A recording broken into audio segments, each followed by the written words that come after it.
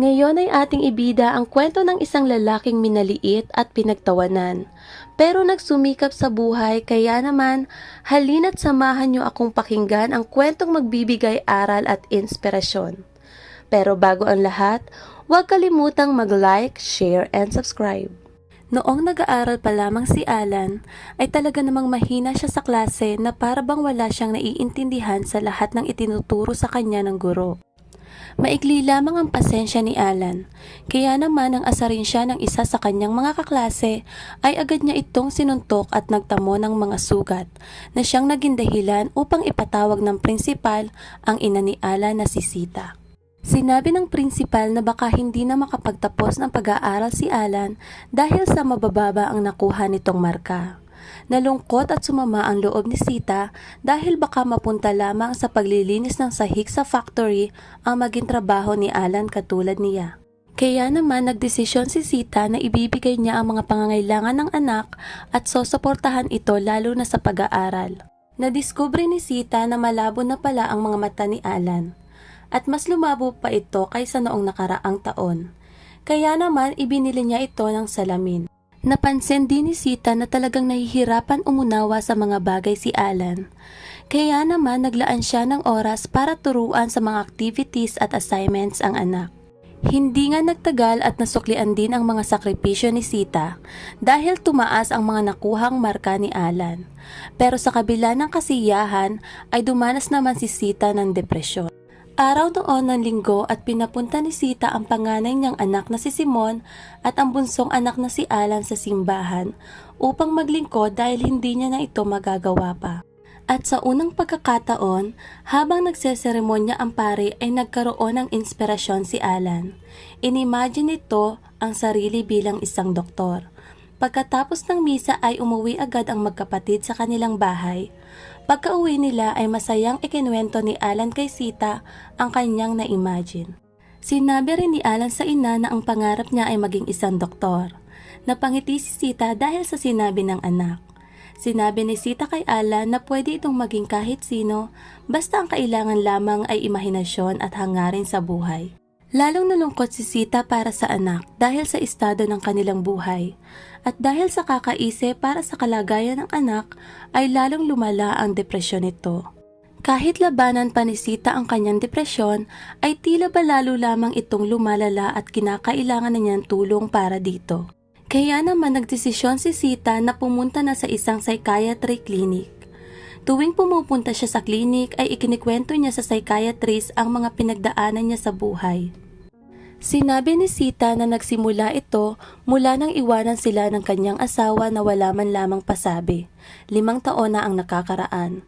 Naramdaman ni Sita ang sakit, pagtataksil at matinding responsibilidad sa pagpapalaki sa kanyang mga anak na nakaapekto sa kanyang pag-iisip at nauwi sa matinding depresyon. Umaasa si Sita na sa pagpunta niya sa isang professional psychiatrist ay matutulungan siyang makayanan at malampasan ang trauma at depresyon na pinagdadaanan niya. Habang nagpapagaling ay patuloy pa rin sa pagtatrabaho si Sita para matustusan ang kanyang mga anak. Isang araw ay iminungkahi ng psychiatrist na kailangan ni Sitang manatili ng ilang linggo sa klinik para sa intensive treatment nito. At naintindihan naman ni Sita na kailangan niya itong gawin para sa kanyang agarang pagaling. Ngunit nandoon na lamang ang pag-aalala at hindi mawala sa kanyang isip ang dalawa niyang anak. Kaya naman gumawa ng ibang dahilan si Sita para sabihin sa kanyang mga anak upang hindi ito mag-alala sa kanya at mag-focus na lamang ito sa kanilang pag-aaral. Makaraan ng ilang araw mula nang pumasok si Sita sa klinik ay nakatanggap siya ng sulat mula kay Alan. Nakaramdam si Sita ng tuwa na may kasamang lungkot. Hindi man ganoon maintindihan ang sulat, pero para kay Sita ay malinaw ang ipinahihiwatig nito. Ito ay ang pagkamis ni Alan sa ina at ang pangako nitong pag-aaral ng mabuti. Masaya si Sita dahil sa wakas ay pinahalagahan ni Alan ang kanyang pag-aaral. Matapos ang ilang linggong pamamalagi ni Sita sa klinik, ay nakauwi na siya sa kanilang bahay na talaga namang ikinatuwa ng kanyang mga anak. Samantala, agad namang ipinakita ni Alan ang kanyang matataas na grade sa exam na ikinatuwa naman ni Sita. Mahigpit na niyakap ng ina si Alan at nagpasalamat sa dedikasyon nito sa pag-aaral. Si Alan ang nagpaalala kay Sita na ang kaligayahan ay posible pa rin kahit nasa harap na ng mahirap na kalagayan. Kahit hindi nakapag-aral ay porsigido pa rin si Sita na makahanap ng trabaho kahit tagalinis lamang ng bahay.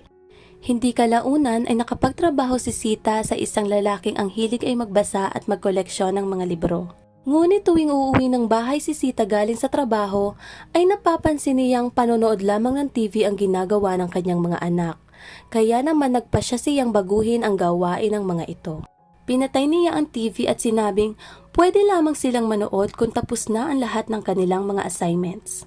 Hinikayat ni Sita ang kanyang mga anak na unahin muna ang pag-aaral. Sinabi niya rin dito na kailangan nilang magbasa ng 2 libro araw-araw at sasabihin sa kanya kung ano ang mga natutunan nito. Sinunod naman ni Simon at Alan ang kanilang ina at sa hindi inaasahan ay nalaman ni Alan na kasiya-siya pala ang pagbabasa at mula noon ay puro quiz shows na ang pinapanood nila. At dahil sa bago nilang interest ay nagkaroon din ito ng epekto sa kanilang academic performance. Isang beses nga habang nagdidiscuss ang teacher ay nagpakita ito ng itim na bato at tinanong sa mga mag-aaral kung sino ba ang nakakaalam tungkol dito. Ngunit laking gulat nila dahil si Alan lamang ang nakapagsagot ng tama. At bukod doon ay ipinaliwanag rin niya ang pinagbulat ng bato na tinatawag na obsidian stone.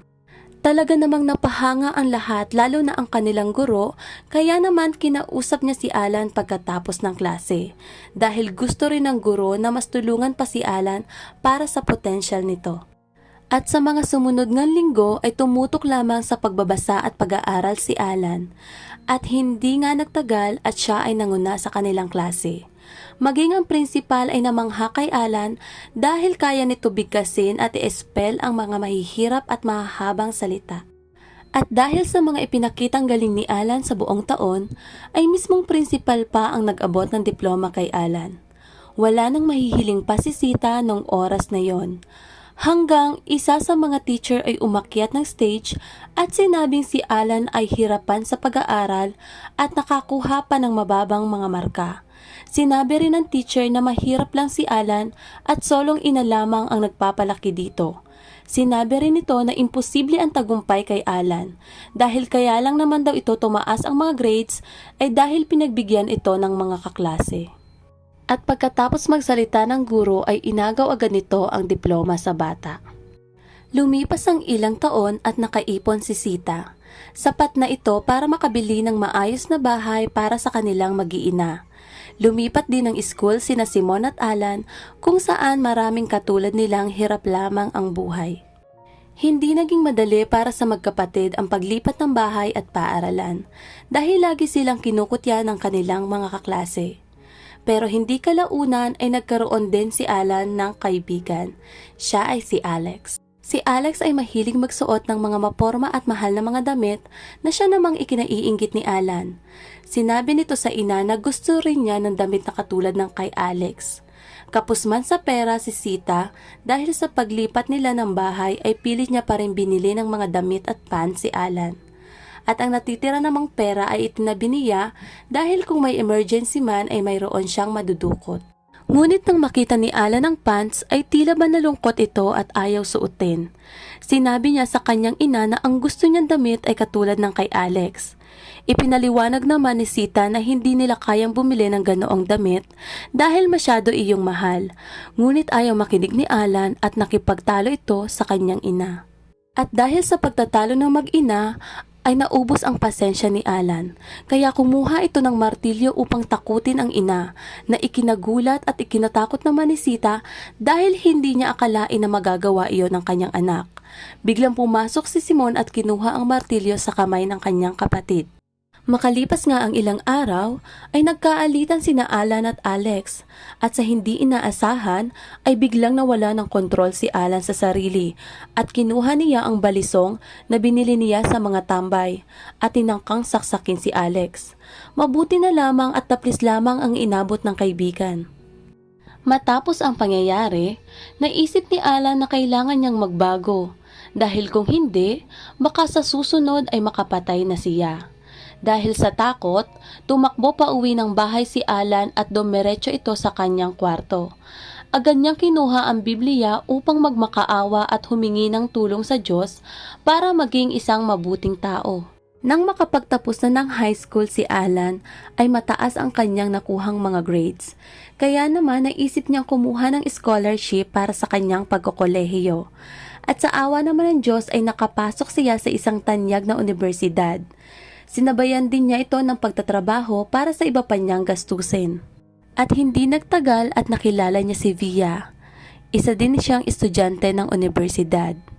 Hindi din nagtagal at niligawan siya ni Alan at sinagot din naman agad ito.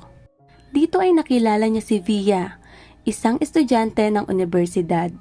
Nagkakilanlan sila at hindi nagtagal ay niligawan ni Alan si Via. Agad din naman siyang sinagot nito.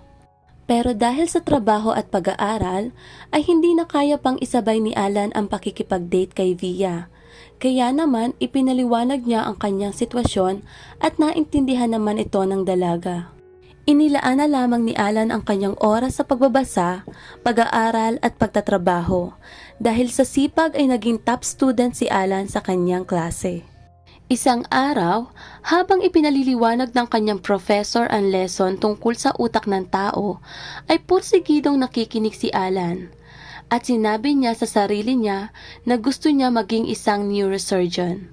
Nakaramdam siya ng sabik at saya nung oras na yon dahil iniisip niya na matutulungan niya ang mga taong may problema sa utak. At pumasok nga siya sa isang kilalang medical school sa Pilipinas, ang University of the Philippines College of Medicine. Lumipas nga ang mga taon at dumating na ang araw na pinakihihintay ni Alan. Ang ma-admit siya sa ospital at magamit na niya ang kanyang pinag-aaralan bilang isang neurologist. Noong una ay hindi man lamang siya pinapansin ng head physician at sinabihan pa siya nitong gawin na lamang kung anong iniuutos sa kanya. Ngunit isang araw, habang ang mga doktor ay nasa conference, isang pasyente ang agad isinugod sa ospital dahil sa isang head injury. Ang pasyente ay tinamaan ng baseball bat. At dahil walang ibang doktor noong mga oras na iyon, ay gumawa ng matinding desisyon si Alan. Siya ang gagawa ng operasyon sa pasyente upang iligtas ang buhay nito. Bagamat mapanganib ang kanyang desisyon para sa pasyente at sa kanyang karera, ay hindi nagbago ang kanyang isip. At sa halip ay nag-focus si Alan at ginamit niya ang kanyang lahat ng kaalaman. At sa kabutihang palad ay nakaraos ang operasyon at naisalba niya ang buhay ng pasyente. Nang matapos na ang conference ay agad natanggap ng head doctor ang nangyari. Kaya naman agad nitong ipinatawag si Alan sa opisina at pinasalamatan ito dahil sa naging desisyon. Napansin ng head doctor ang talent at lakas ng loob ni Alan. Kaya mula noon ay pinagkatiwalaan at binigyan ng responsibilidad sa kanilang department. At dahil nga sa talentong taglay ni Alan, ay nagkaroon siya ng oportunidad na makapagtrabaho sa isang medical school sa Amerika, sa Johns Hopkins Hospital, kung saan mas gusto niyang dito mamalagi. Naging mausbong ang kanyang karera hanggang sa maging head of pediatric neurosurgery department siya. Makalipas ang 10 taon, may mag-asawang isinugod ang anak dahil nagkukumbulsyon ito. Sinabi ng mag-asawa na sa iba't ibang ospital na nila dinala ang kanilang anak, ngunit hindi pa rin ito gumagaling. Sinabi naman ni Alan na isang paraan lang ang kailangang gawin para gumaling ang kanilang anak, at ito ay kailangang alisin ang isa sa hemisphere ng kanyang utak. Ipinaliwanag naman ni Alan sa mag-asawa ang lahat ng pwedeng mangyari sa kanilang anak, tulad ng pagkawala ng abilidad nitong makakilos, at maliban doon ay hindi pa niya nagagawa ang ganoong operasyon. Bagamat mapanganib ay pumayag din ang mag-asawa dahil ito lamang ang pag-asang mabuhay ang kanilang anak. Makalipas nga ang ilang araw ay ginawa na ni Alan ang komplikadong operasyon na nagtagal ng ilang oras. Matapos nga ang operasyon ay balisang nag-aantay ang mag-asawa. At nang gumising na nga ang babae, ay agad itong nakapagsalita at tinawag ang kanyang mga magulang na umiiyak sa tuwa. Nagpasalamat ang mag-asawa kay Alan dahil sa tagumpay ng operasyon at pagbabalik normal ng buhay ng kanilang anak. At dahil dito ay napansin at sumikat si Alan dahil nga naman tila isang himala ang ginawa niya. Mula noon ay tumanggap na si Alan ng marami pang operasyon. Dinala rin niya si Via sa Amerika upang doon magpakasal at bumuo ng pamilya. Pero sa kabila ng pagiging matagumpay sa buhay, ay dumanas pa rin ang mag-asawa ng matinding pagsubok. Dahil ang inaasahan nilang anak na kambal ay namatay. Nakunan si Via at walang nagawa si Alan kundi damayan ng asawa. Matapos ang pangyayari, sinabi ni Via na kailangan bumalik ni Alan sa ospital dahil maraming bata ang nangangailangan ng kanyang tulong. Bumalik nga si Alan sa ospital dahil sa mga pasyenteng nag-aantay sa kanya at pagkatapos ay umuwi siya sa kanilang bahay kung saan naroon ang kanyang ina para magbigay ng suporta. Sinabi ni Sita kay Alan na proud siya dito dahil sa lahat ng pagsisikap na ginawa nito. Pero hindi pa roon natatapos ang pagsubok para kay Alan dahil isang mahirap at mabigat na problema ang kanyang kakaharapin. Ito ay ang operasyon para sa kambal na magkadikit ang ulo dahil wala pa ni isang neurosurgeon ang nakakagawa ng ganitong operasyon. Makalipas nga ang 4 na buwan ng pag-aaral at paghahanap ng solusyon, ay nakaisip ng paraan si Alan upang maisalba ang kambal. Nagsama-sama ang 50 magagaling na doktor upang maghanda sa gagawing operasyon. At dumating na nga ang araw para sa kambal na umabot sa 22 hours. Lumabas na sa operating room si Alan para ihatid ang magandang balita. At magpasa hanggang ngayon ay patuloy pa rin sa pagtanggap ng mga operasyon si Alan. Samantalang nagtayo naman ng childcare si Via para sa mga batang matagumpay na gumaling sa sakit. Maraming salamat sa pakikinig at sana ay minatutunan tayo sa istorya ng buhay ni Alan at ng kaniyang pamilya. Ito nga pala ang inyong ining na nagsasabing, maniwala kayo sa kasabihang bilog ang mundo. Minsan, talagang makakaranas tayo ng matinding pagsubok sa buhay. Yung gusto na lang natin sumuko, gusto na lang natin umiyak, o kaya naman ay matulog tapos hindi nagigising pa. Pero huwag kalimutang lahat ng pagsubok na ibinigay sa atin ay kaya nating lampasan. Basta't magsumikap at huwag kalimutang humingi ng tulong sa ating Panginoon.